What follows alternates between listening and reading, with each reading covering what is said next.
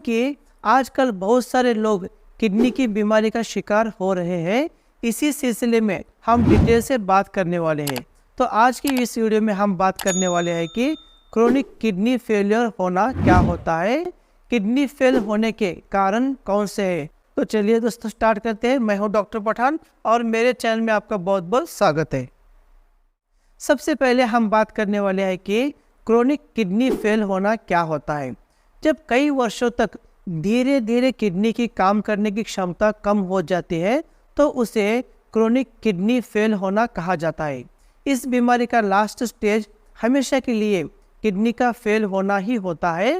Chronic kidney fail होने को chronic renal failure, chronic renal disease या क्रोनिक किडनी फेलियर के रूप में भी जाना जाता है। जब किडनी की वर्किंग कैपेसिटी स्लो होने लगती है और स्थिति बिगड़ने लगती है तब हमारे शरीर में बनने वाले वेस्ट मटेरियल्स और लिक्विड्स की क्वांटिटी कुछ डेंजर लेवल तक बढ़ जाती है। इसके ट्रीटमेंट का उद्देश्य बीमारी को रोकना या धीमा करना ही होता है।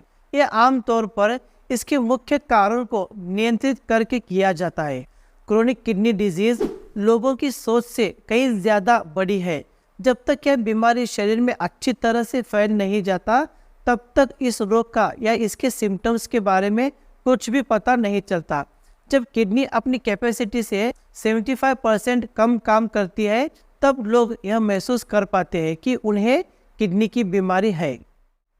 अब बात करते हैं किडनी फेल होने के कारणों के बारे में। Causes of chronic kidney disease. हमारे शरीर में फिल्ट्रेशन की कॉम्प्लेक्स सिस्टम को किडनी पूरा करते हैं। ये एक्सेसिव वेस्ट और फ्लूइड्स को ब्लड से अलग करके शरीर से विसर्जित यानी कि इमिटेट करने का काम करते हैं। हर किडनी में लगभग 1 मिलियन सूक्ष्म फिल्टरिंग इकाइंस यानी कि माइक्रो फिल्टरिंग यूनिट्स होते हैं जिन्हें नेफ्रॉन कहा जाता है। कोई भी बीमारी जो नेफ्रॉन को नुकसान पहुंचाती है उससे किडनी की बीमारी भी हो सकती है।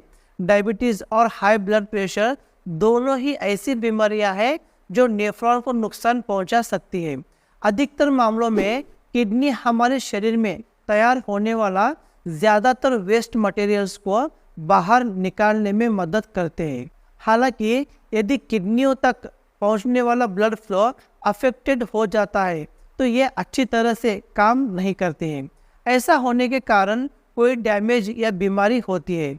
यदि पेशाब करते वक्त ऑब्स्ट्रक्शन आती है तो समस्याएं हो सकती है। इन सब के अलावा कुछ और भी कारण है, जैसे कि पहला है डायबिटीज़। किडनी फेल होने को डायबिटीज़ टाइप 1 और टाइप 2 से जोड़ा गया है। यदि पेशेंट का शुगर लेवल सही तरह से मेंटेन नहीं है तो चीनी या ग्लूकोज की एक्सेसिव अमाउंट ब्लड में जमा हो जाती है। किडनी की बीमारी डायबिटीज़ के पहले 10 सालों में आम नहीं होती है। यह बीमारी आमतौर पर डायबिटीज़ के निदान के 15 से 25 साल के बाद होती है। दूसरा है high blood pressure. High blood pressure kidney में पाए जाने वाले ग्लोमेरुलाई भागों को नुकसान पहुंचा सकती है। ग्लोमेरुलाई शरीर में मौजूद वेस्ट मटेरियल्स को छानने में मदद करती है। तीसरा है ऑब्स्ट्रक्टेड यूरिन फ्लो। यदि यूरिन फ्लो को रोक दिया जाता है तो वह यूरिनरी ब्लैडर से वापस किडनी में जाकर जमा हो जाता है। रुके हुए यूरिन का फ्लो किडनी पर दबाव बढ़ता है और उसकी वर्किंग कैपेसिटी को कम कर देती है।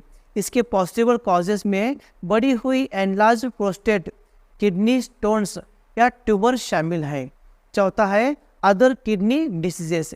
इसमें पॉलीसिस्टिक किडनी डिजीज, पॉलियोनेफ्राइटिस या ग्लोमेरुलोनेफ्राइटिस शामिल होते हैं। पांचवा है किडनी आर्टरी स्टेनोसिस। किडनी में प्रवेश करने से पहले रीनल आर्टरी लिमिटेड हो जाती है या रुक जाती है। 6 है सम टॉक्सिक सब्सटेंसेस।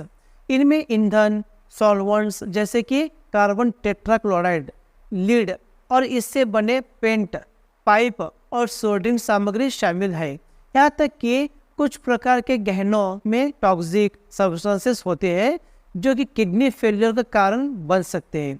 7 है मलेरिया और पीला बुखार। ये किडनी के काम में रुकावट डालने के लिए जिम्मेदार होते हैं। 8 है कुछ दवाएं।